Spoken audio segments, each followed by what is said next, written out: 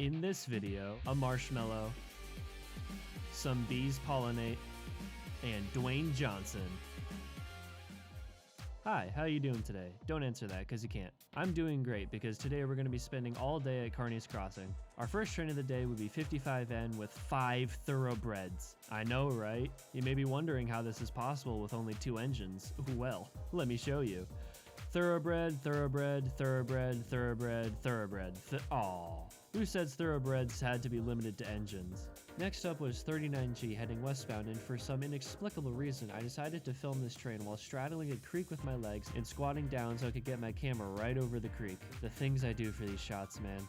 Today, 39G had a long cut of gondolas. Hey, don't cut, I was talking about those. Anyway, farther back in the train were a cut of NS maintenance of wayhoppers, and the ACUs skip, there we go. While getting the shot of the ACUs, I accidentally stepped in the stream and splashed dirty water on my joggers. My shoes were wet for the rest of the day, which is awesome if I'm following the message of a specific song. Next up was 63V, the daily garbage. Sorry, I mean garbage train, bit of a Freudian slip there. For my next shot, I decided to make a private property sign my main subject for some reason, just in case anyone was wondering if I was a law-abiding citizen or not. The next eastbound was 20H, which was going to have a BNSF H1 trailing second, and I wanted to film it from the same place as 39G, but as we were hearing the engines approach, a car pulled over to the side of the road right in front of my shot, and then the guy got out and walked away to meet 2 other Railfans, and I was left with the decision of either getting the terrible shot or quickly moving and trying to get a better shot. I decided to cross the tracks because the Railfans I was hanging out with were telling me that there was a westbound coming. After the whole kerfuffle, here's my shot of the BNSF H1.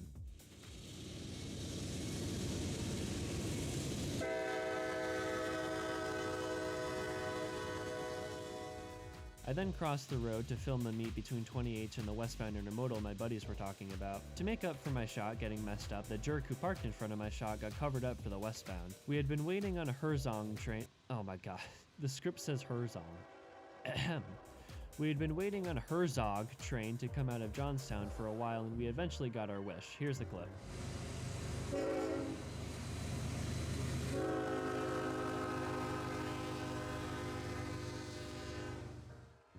13V brought me a C6M and a Gevo. Gee, thanks Grandma, just what I always wanted. After this, I had 2 eastbounds coming, one being a loaded coal and the other being an intermodal. I thought the intermodal was gonna get to me first, so when I heard engine noises, I stayed to the north side of the tracks, and well... Of course the coal showed up first, and at this point I was praying the intermodal had helpers put on or something, and it wasn't gonna come in behind the coal, and well... Logically, the train that followed the loaded coal was an empty coal. Damn, they used that coal fast. Next, I got jump scared by an ACU set. I swear, dude, if you're railfanning between Altoona and Johnstown, expect to see at least 1 ACU set come at you at Mach Jesus. These things are like silent when they're coming up to you, and you only hear them when they're right on top of you, and they're always going supersonic speeds. Next up was 058, which turned out to be the weirdest manifest I've ever seen. Okay, so here's the time lapse. To start off, we have a bajillion steel plates with varying styles of flat cars, then some logs, then some tractors, back to steel plates, tractors, and then a single coil car. Truly one of the manifests of all time. Next up on the Pittsburgh line menu was a BNSF H3 trailing on 268. I decided for at least this BNSF engine I could get the shot that I wish I got with the H1. I had placed 2 large flat rocks under either foot so they didn't fall into the creek again. And apart from me nearly falling over every quarter of a second and shaking the camera, I think the shot came out pretty nicely. Later down in this intermodal were some twin stack well cars, which may or may not be rare, I don't really know. All I know is that I don't see them that often. The engineer of NS258 gave me a nice little wave, and once that had cleared, I barely caught some deer running across the tracks. The next manifest had a shiny C6M leading, and later in the train there was a Providence and Worcester auto rack, which was a little reminder of home. In my shot of 36A, I covered up the rest of the train for me with my shot angle, so when I stood up I saw a white blob in front of me and realized that it was a foreign locomotive that was ready for export overseas. I researched for hours and hours, pouring countless amounts of searches into finding what this engine was, and after, 10 seconds of reading this YouTube comment.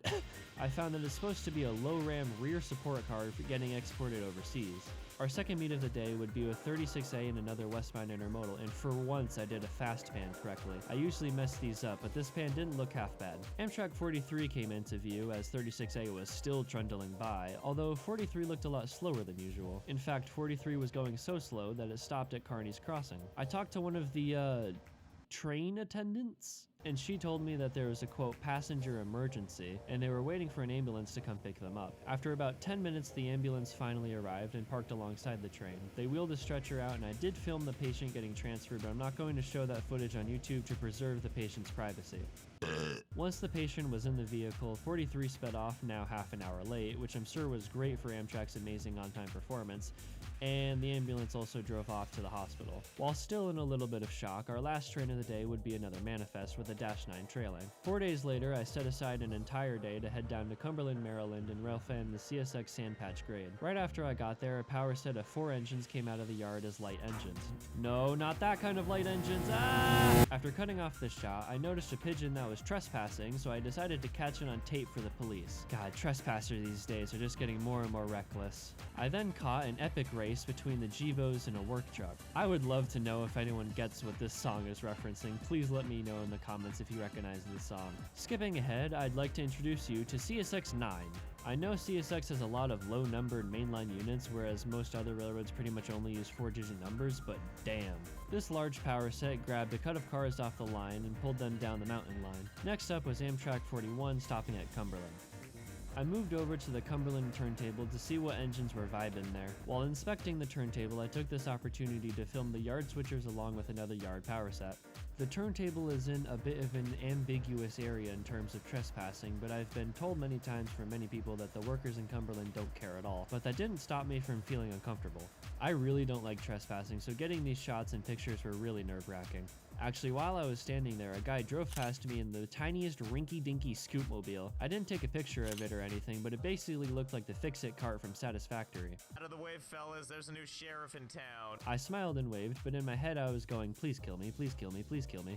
I then once again filmed the entire Cumberland deadline for some reason, because I'm just a masochist and I want to fill in the log with every single detail of every single The interesting things in the deadline were 5 YN2 units and 2 stupid sticker units, one being the Spirit of Magnolia and the other being the Spirit of Dante. Someone let me know if the Cumberland shops do scrapping, because if they do, I have 2 engine recommendations for that section of the complex. Back on Gulf Memorial Drive, I'd find a YN2 AC44 solo leading a Herzog train on the close track. And as if this catch couldn't get any better, the crew inside gave me a tiny horn show. A half hour later, an eastbound intermodal came off the mountain with 2 Gevos, one of which was a little undressed, and the other had a geometry dash, and also a geometry boxcar followed as the first car. You have no idea how many times when I was reading that line in script I wanted to say geometry dash instead of geometry boxcar. You can actually see the sensors inside beaming the tracks with information gathering death lasers, or however they work. I don't know, I'm not a geometryologist. Although, I kind of am. A Discord conversation that day spurred these images, but I realized that I never actually showed you guys my car. My current ride is a 2012 Mazda 3 named Pablo that I fully paid for myself back in 2023.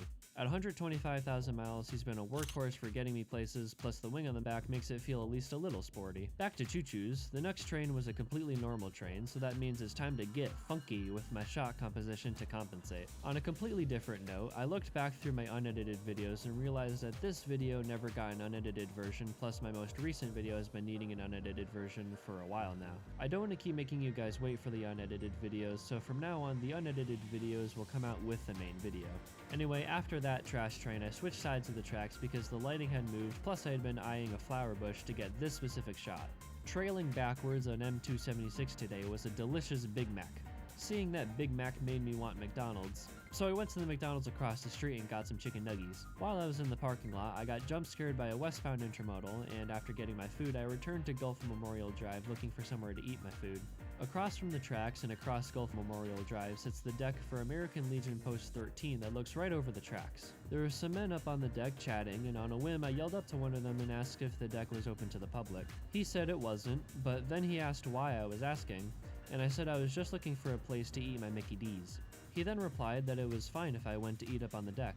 After thanking him profusely, I sat and started munching. While I was there, I asked if there was anything they wanted me to share because as thanks, I said I'd give them a shout out for hosting me. The man I talked to, whose nickname was Hippie by the way, told me that their post does homeless fundraisers, Toys for Kids drives, and they sponsor town events and needs. They have 5 World War II vets still going strong along with 1 Vietnam veteran. He said that all legions across the country need help and support from their communities. Legions aren't just for old men, they're there to serve and house people from all walks of life. If you're ever in Cumberland, stop by Post 13. Just don't take any of your license plates from the deck.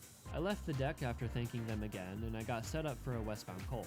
If you're ever this close to a train, I recommend holding the camera forward and waiting to pan until the last engine is past you, because you might get something like this where the last unit is the gosh darn RF&P Heritage unit, and now you've already panned and the unit gets a total of 6 seconds of screen time. Oh well. I decided to move over to Fairhope, PA to check out the Railfan platform there, and definitely not because I didn't know that the coal train was going to head down the mountain line and I was trying to chase it. When I arrived there, I actually found the tail end of the intermodal I saw at McDonald's. Once I actually got to the spot, I found that it was such a peaceful and serene place. The river sounds echoed across the valley, the birds were chirping, and the trees were rustling in the breeze. But I'm SAS Railfan, which means I need stimulation. I got a short attention span over here. Come on, let's pump up the stimulation. Come on, I need to be engaged over here. How do you think I'm gonna focus? That's better. Just before this intermodal showed up, 2 guys who worked at the Western Maryland Scenic Railroad pulled up and told me that they were chasing this train. Shout out to Nick and Michael, you guys were fun to talk to. The next train to come up the hill was a manifest led by 3 Gevos all in elephant style, all while a nice little sunset was developing. And later on in the train there was a Dwayne Johnson tribute car.